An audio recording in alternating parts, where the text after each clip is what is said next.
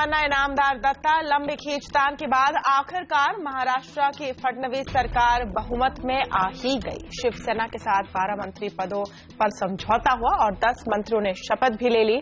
लेकिन क्या बीजेपी शिवसेना आपसी मतभेदों को पीछे छोड़कर अगले 5 साल एक दूसरे का हाथ थामे चल पाएंगे? माना जा रहा है कि सेना का साथ मिलने के बाद भ्रष्ट नेताओं के खिलाफ कार्रवाई में तेजी आएगी और महाराष्ट्र विधानसभा की शीतकालीन सत्र के ठीक पहले ये समझौता फडणवीस सरकार के लिए फैसले लेना आसान कर देगा। तो क्या ये समझा जाए कि महाराष्ट्र में चल रहे ड्रामा का दी एंड है? इसी पर हमारी एक खास पेशकश।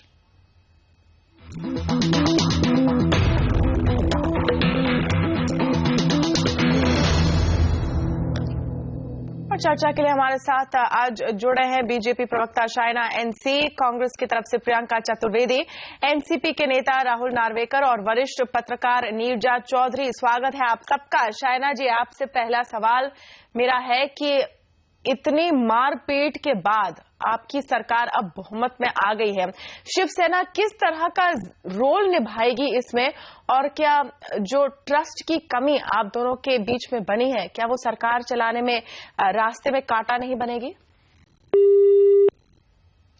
चलिए, शाइना जी से हम फिर से संपर्क करने की कोशिश करेंगे और वो सवाल जरूर रखेंगे उनके पास, लेकिन वही सवाल मैं नीरजा चौधरी के पास ले जाना चाहती हूँ। नीरजा जी, आपके मुताबिक ये सरकार कैसे चलेगी? देखिए, मुझे लगता है इतनी जो उठापटक हुई है, चुनाव से पहले जो रिश्ते टूट गए, अलग अलग लड़े दोनों पार्टियां, शिवसेना और शिवसेना बीजेपी की सबसे पुरानी एलाई है। तो इसका जो निचोड़ था ये है कि कौन सीनियर है और कौन जूनियर है। पहले 90s में जब सरकार बनी थी तो सेना सीनियर थी, उन्हीं के चीफ मिनिस्टर मनोहर जोशी बने थे। अब बीजेपी ने साबित कर दिया है कि सीनियर पार्टनर वो हैं, सीएम उनका है, डिप्टी सीएम नहीं होगा, होम मिनिस्ट्री बीजेपी के पास होगी और बाकी 4-5 मिनिस्ट्रीज हैं, वेटी हैं जो कि सेना को देगी। और सेना को मालूम है कि वो भी पावर के बाहर नहीं रह सकती, उसको कोई फायदा नहीं है।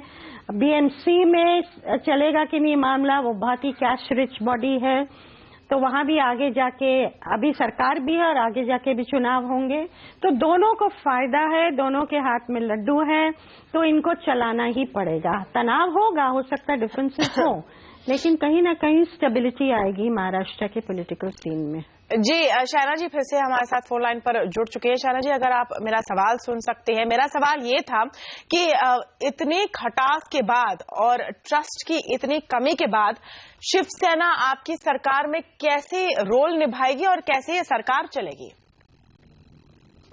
बहुत सही सवाल है और मैं आपको स्पष्ट रूप से कहूं कि हाँ, हम चाहते थे कि हमें एक बहुमत मिले, एक एब्सोल्यूट मेजॉरिटी मिले, लेकिन जैसे कि आपको मालूम है, जहां हम 119 सीट लड़ते थे और हमारे कुछ 46 एमएलए थे, आज हमारे पास 123 है। बहुमत के लिए आपको स्थिरता चाहिए, स्थिरता के साथ साथ जो आपको प्रगति की राजनीति करनी है, तो स्वाभाविक रूप में प्रजातंत्र में थोड़े उसूल होते हैं। हमने कहीं नहीं कहा कि शिवसेना हमारा दुश्मन है या फिर हम उनके विरुद्ध लड़ रहे हैं। हमने कोई नकारात्मक राजनीति नहीं की और ये चीज मैं सबके सामने जरूर कहना चाहती हूँ, हमने हमेशा एक डिग्निटी के साथ यही कहा कि एक लेजिटिमेट क्लेम था कि हम अपने आधार, अपने बलबूते पे महाराष्ट्र में सरकार बनाएं।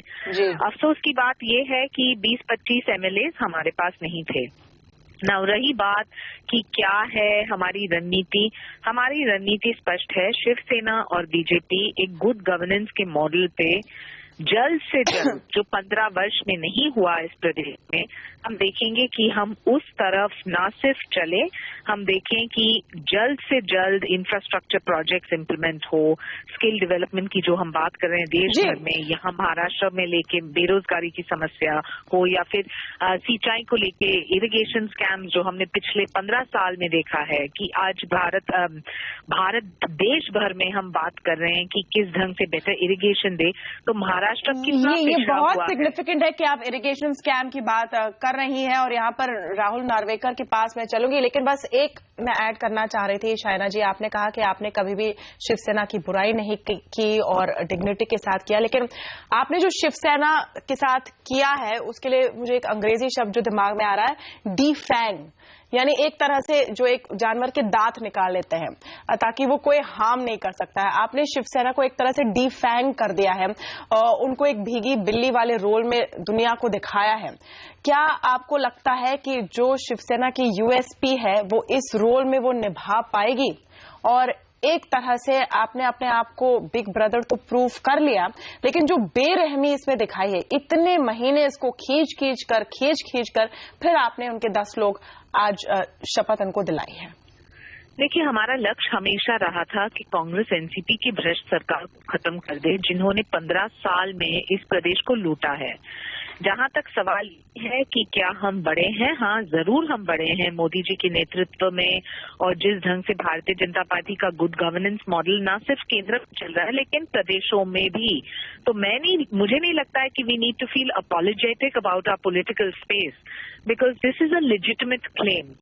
और रही शायद इतना खींचने की शायद जरूरत नहीं थी। राहुल नार्वेकर यहाँ पर शाइना इनसे बात कर रही है इरिगेशन स्कैम की, और यहाँ पर कुल मिलाकर जो अगला लॉजिकल सवाल आता है कि आप लोगों का क्या होगा अगर सबसे बड़ा लूजर मैं कहूंगी, या जो मुंह की बल की खानी पड़ी है इस पूरे सिस्टम में या उस पूरे सिनेरियो में, वो एनसीपी है, क्योंकि आपने दोस्ती का हाथ बढ़ाया।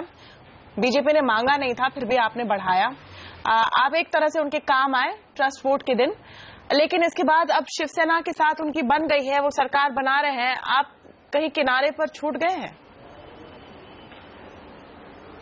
आपके 3 प्रश्न का मैं जवाब देना चाहूंगा। सर्वप्रथम आपका प्रश्न था वह था भारतीय जनता पार्टी ने जो वारंवार एनसीपी कांग्रेस पे जो आरोप लगाए उसके बारे में।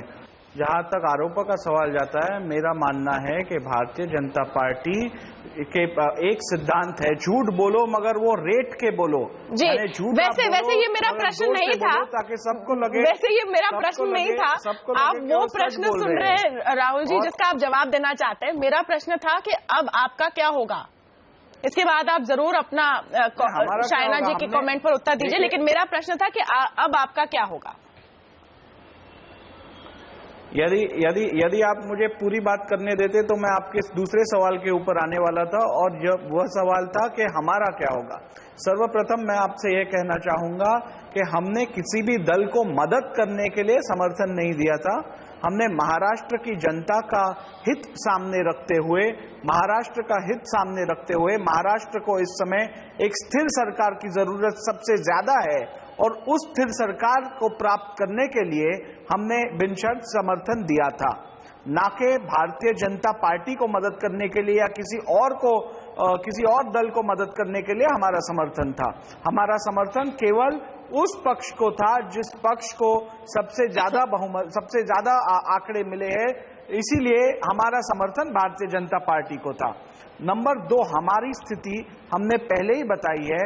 हमने जब भारतीय जनता पार्टी को समर्थन देने की भी जब बात की थी, तब ये इशू बेस्ड सपोर्ट था।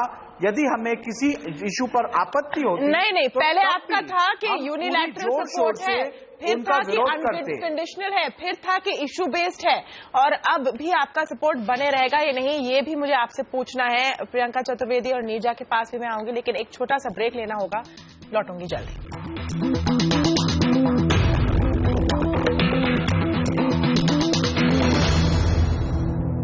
महा ड्रामा का दी एंड हो गया है, लेकिन क्या ये एक हैप्पी एंडिंग है और क्या इसका एक्ट 2 पार्ट 2 हमें दिखेगा, इस पर हम चर्चा कर रहे हैं। प्रियंका चतुर्वेदी हमारे साथ मौजूद है, कांग्रेस की प्रवक्ता। प्रियंका, अब कांग्रेस के लिए ये सवाल उठता है कि विपक्ष के नेता कौन बनेंगे? क्या आपके और एनसीपी के बीच में ये झड़प है? एंड लुकिंग बैक, जो दूसरा हिस्सा है मेरे सवाल का, क्या आपको लग रहा है कि चुनाव के पहले आपका गठबंधन तोड़ना एक बहुत बड़ी भूल थी? नहीं, देखिए, जो चुनाव से पहले हमारा गठबंधन टूटा था उसको लेकर मैं अब ज्यादा उसमें जाना नहीं चाहूंगी कि सही था या गलत था। वो एनसीपी का डिसीजन था, वो अब एनसीपी को डिसाइड करना है कि उन्होंने क्या किया। पर आगे बढ़ते हुए हम जानते हैं कि हाँ हमें कितनी सीट्स मिली हैं और इसको हमें कैसे कंसोलिडेट कर आगे बढ़ना है, कैसे एक रिस्पॉन्सिबल ऑपोजिशन बनना है। और हम हर कोशिश करेंगे कि महाराष्ट्र की जनता ने जिन्हें वोट दिया है हम उनको अकाउंटेबल रखें कि जो जो वायदे उन्होंने लोगों को किए हैं उन वायदों पे ये सही राह पे चलें और हम उनको क्वेश्चन करते रहें जहां जहां हमें लगा कि गलत काम कर रहे हैं। ये बहुत अनफॉर्चुनेट है। मैं शाइना जी की बात सुन रही थी, वो कह रही थी 15 साल से कोई काम नहीं हुआ। हमने भी बीजेपी शिवसेना का एक बीएमसी में मॉडल देखा है, बीएमसी मॉडल है मुंबई में, जहां पे जिस तरीके का करप्शन है वो कोई भी राज्य सरकारों के करप्शन को बीट कर देगा। ये इनका डेवलपमेंट मॉडल है। ये बता रही हैं कि डेवलपमेंट के लिए उन्होंने अपने आइडियोलॉजिकल पार्टनर के साथ गठबंधन किया है।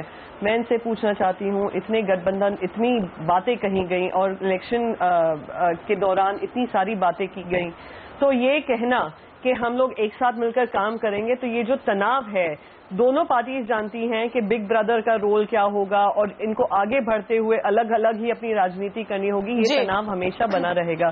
साथ चलना इसमें थोड़ा कठिन होगा। टू बी फेयर प्रियंका के जितना तनाव कांग्रेस और एनसीपी के बीच में था 15 साल में, उससे अगर आधा भी हो तभी शायद काम चल जाएगा, क्योंकि वो एक बहुत ही अनकंफर्टेबल रिश्ता था। लेकिन शाइना जी के लिए सवाल जरूर बनता है कि कुछ की इश्यूज पर जहां सेना और आपकी सोच अलग अलग है वहां पर क्या होने वाला है, और उसमें से सबसे बड़ा एग्जाम्पल मेरे पास है विदर्भ का इशू। देखिए सिर्फ विदर्भ का नहीं है। जी शाइना जी, ये सवाल मेरे लिए था। मुझे लगता है कि विदर्भ को लेके एक विचारधारा जरूर है, और ये ना सिर्फ विदर्भ के लिए है लेकिन देश भर में, जहां भारतीय जनता पार्टी हमेशा कहती है कि जो छोटे प्रदेश हैं वहां गुड गवर्नेंस का मॉडल लागू करना बहुत ही फायदेमंद होता है जनता को, और जहां एक मिसाल के तौर पे झारखंड हो या फिर उत्तरांचल हो या फिर छत्तीसगढ़ हो, हमने कर दिखाया है कि स्मॉलर स्टेट्स रूल बेटर। लेकिन कहीं भी हमने ये नहीं कहा कि हम ये जिद करने वाले हैं या जो हमें बहुमत न मिले या फिर जो इसके ऊपर बहस न हो तो भी हम देखेंगे कि अलग विदर्भ हो। मुझे लगता है कि हमारे मुख्यमंत्री ने भी स्पष्ट रूप से कहा है, और हमारे सभी दिग्गज नेता केंद्र के हो या प्रदेश के हो, सभी ने कहा है कि विदर्भ को लेके एक डिबेट डिस्कशन जरूर होगा, और जो एक बहुमत में ये पारित हो जाता है तब विदर्भ की बात होगी। जहाँ तक सवाल ये है कि हम क्या करना चाहते हैं, जिस रफ्तार से हम काम कर रहे हैं, आपको आश्चर्य होगा कि हाल ही में 26/11 के बाद लोग श्रद्धांजलि दे रहे थे। पिछले 6 साल में सीसीटीवी कैमरास नहीं है मुंबई शहर में, हमारे पुलिस फोर्स के पास बुलेट प्रूफ वेस्ट तक नहीं है। जब इतने सारे योजनाएं हैं तो कांग्रेस एनसीपी सरकार ने होम डिपार्टमेंट को एक बहुत ही बड़ा प्रश्न चिन्ह बनाया है। महिला की सुरक्षा, हमारा जो कन्विक्शन रेट है सबसे कम है, 9% है।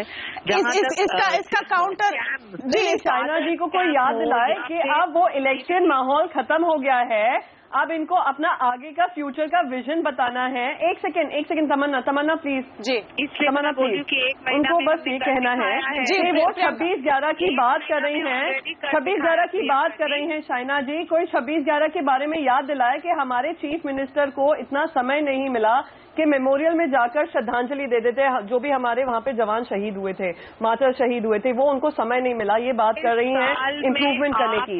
अभी नवंबर में करीब 100 फार्मर डेथ्स हुई हैं, 100 फार्मर डेथ्स हुई हैं नवंबर में। यहाँ पर नीरजा को मैं हमारे चीफ मिनिस्टर अभी सिर्फ अपनी राजनीति में जुड़े हुए हैं, उसमें बिजी रहे हैं। तो अगर बात करती हैं डेवलपमेंट पॉलिटिक्स की, बहुत क्लियर है कि आपकी यहाँ पर जिस तरह का आप कॉन्वर्सेशन देख रही है नीरजा, एक व्यू मैं नीरजा से लेना चाहती हूँ, फिर एक छोटा सा ब्रेक लेंगे।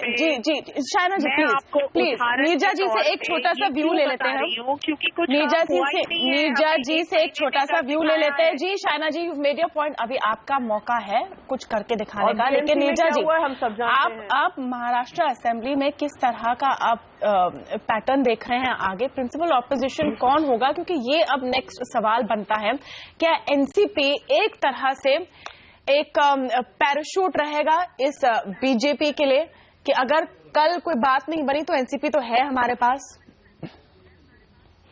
देखिए, अगर पॉलिटिकल टर्म्स में देखा जाए तो एनसीपी को अपने साथ रखना बीजेपी को कंफर्ट लेवल देगा, क्योंकि उससे शिवसेना भी टाइट लीश पे रहेगी। शिवसेना भी दबाव नहीं डाल पाएगी, जो कि वो अदरवाइज अगर एनसीपी वापस चली गई कांग्रेस के पास जी और ऑपोजिशन में शामिल हो गई तो वो मुश्किल हो सकती है देवेंद्र फडणवीस के लिए आज। इसीलिए मुझे लगता है, लेकिन देवेंद्र फडणवीस के लिए बहुत चुनौती है, क्योंकि जितने स्कैम्स उजागर हुए, जिनका खुलासा किया, वो मिस्टर फडणवीस ने किया था। इरिगेशन के जो भी सामने आए थे पिछले सालों में, और अधिकतर वो स्कैम्स एनसीपी लीडर्स के खिलाफ थे। और एनसीपी सवाल उठेगा, क्या वो उन मुद्दों पे एक्शन लेंगे या उनको बैक बर्नर पे डाल दिया गया? वो सवाल हम पूछेंगे शाइना, वो बहुत बड़ा सवाल है। साथ में हम पूछेंगे राहुल नार्वेकर से कि क्या आपका सपोर्ट बना रहता है या नहीं। इस पर हम चर्चा करेंगे एक छोटे से ब्रेक के बाद। लौटेंगे जल्दी।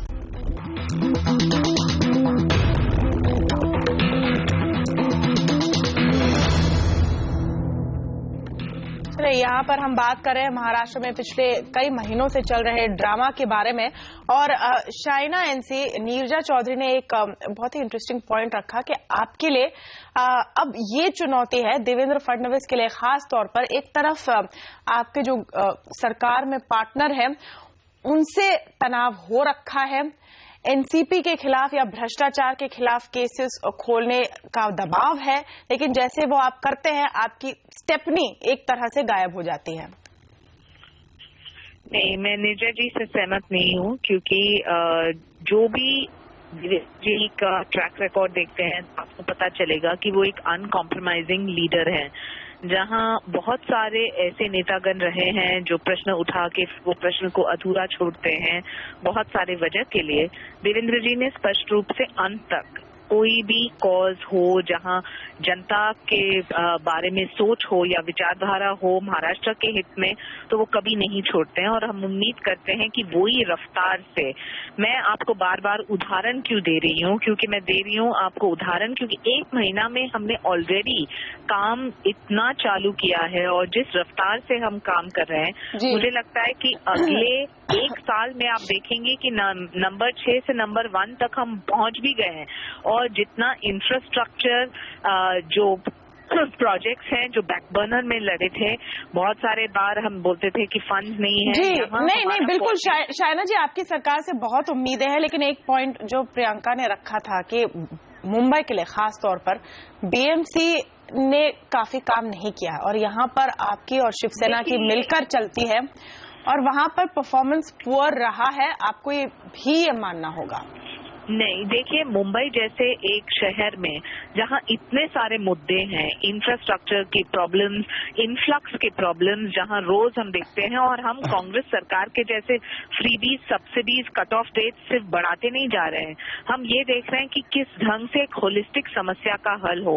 और जहां तक बीएमसी का सवाल है, लगातार निंदा करना, आरोप के ऊपर प्रत्यारोप भी होता है, तो मैं ये कहना चाहती हूँ कि समझ लीजिए मुंबई की परिस्थिति क्या है, दिक्कत क्या है, और फिर हमें जांच लीजिए, और हमारे ऊपर जो भी आप एग्जाम पेपर्स के मार्क्स लगाना नहीं, अभी फिलहाल तो आपको और समय मिलेगा आपका परफॉर्मेंस आंकने के लिए। ये बस बात है कि आप बहुमत में आ गए हैं। प्रियंका, यहाँ पर मैं राहुल नार्वेकर से पूछना चाह रही थी कि वो किस तरह का समर्थन देंगे, लेकिन वो शो में अब शामिल नहीं है, वो निकल गए हैं शो से। तो आपसे मैं पूछ रही हूँ, अब लीडर ऑफ ऑपोजिशन का दावा क्या कांग्रेस कर सकती है, करेगी, और क्या आपका अगला कदम होगा? नहीं, हम बिल्कुल करेंगे। हम 3rd लार्जेस्ट पार्टी हैं, उसको लेकर हम